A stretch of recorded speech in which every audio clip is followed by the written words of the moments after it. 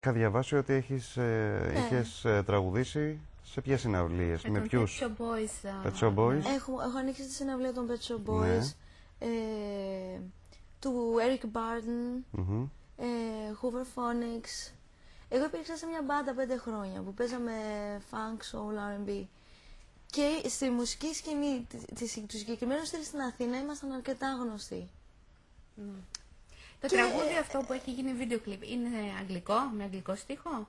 Είναι Όχι. ελληνικό? Είναι Ελληνικό. Είναι το επόμενο single της δουλειάς. Ναι. Έχει να κάνει πάλι με κάποιο πεταλούδες. ξένο τραγούδι με ελληνικό στίχο ή είναι? Όχι, δεν είναι διασκευή, είναι original. Είναι κομμάτι. original. Είναι καινούργιο ελληνικό τραγούδι. Είναι καινούριο ελληνικό κομμάτι που ετοιμάστηκε από μια ομάδα που λέγεται Song Emporium. Μια πολύ ταλαντούχα ομάδα. Βγήκε?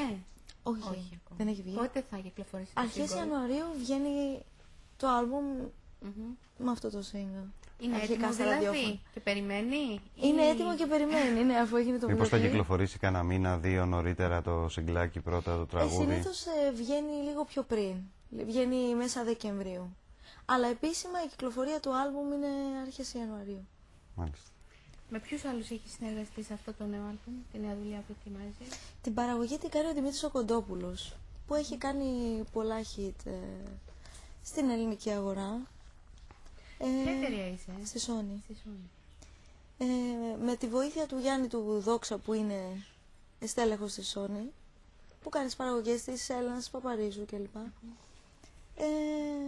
Ένα κομμάτι που με τιμά ιδιαίτερα είναι το κομμάτι που μου χάρισε ο Γιάννης ο Κότσιρας, που πρώτη φορά δίνει σε τραγουδιστή δικό του κομμάτι. Είναι δηλαδή η παρθενική του φορά. Και με τιμά ιδιαίτερα. Είναι 2 διασκευές μέσα ακόμη. Το ύφος του δίσκου θα είναι σαν... pop. Θα είναι pop όπως ο προηγούμενος, έτσι. Ναι. Γιατί διαλέγεις αυτόν τον ρυθμό και όχι αυτό το πιο εύκολο που λέμε, το σουξέ, ξέρεις, καταλαβαίνεις τώρα, του μαγαζιού. Pop, λαϊκό κλπ. Ναι. Γιατί θέλω να είμαι ειλικρινής με το τι κάνω, δηλαδή με τα ακούσματά μου. Είναι υποδείξεις εταιρείας ή είναι αυτό που θέλεις εσύ να κάνεις? Όχι, είναι δική μου γραμμή αυτό, γιατί με τη βοήθεια της εταιρείας φυσικά, γιατί είναι αυτό ακριβώς που κάνω. Νομίζω ότι ο καθένας έχει ένα κομμάτι που είναι αυτό. Θα μείνεις μαζί μας μέχρι το τέλος της εκπομπής. Ωραία, γιατί έχουμε και πλαστικό χειρουργό στη συνέχεια. Το οποίο μπορούμε να ρωτήσουμε ό,τι θέλουμε. Να κάνω την ερώτηση κλειδί. Γρήγορα. Ακούω Δέσποινα Βανδία, ακούω Μικρά Ασία, να υποθέσω ότι σε ΑΕΚ. Αυτό σε καίει εσένα, Θανάση μου. Έχω υπάρξει Παναθηναϊκός, έχω υπάρξει ΑΕΚ, έχω υπάρξει και Ολυμπιακός. Ανάλογα με τη διάθεση. Αυτό είναι πολύ διπλωματική απάντηση, εμένα δεν μου κάνει. Σε πάω. Τι τώρα, ένα λεπτό, τον ανάλογα με έχω τη γνωρίσει. διάθεση. Ανάλογα ίσως με τον σύντροφο. Όχι.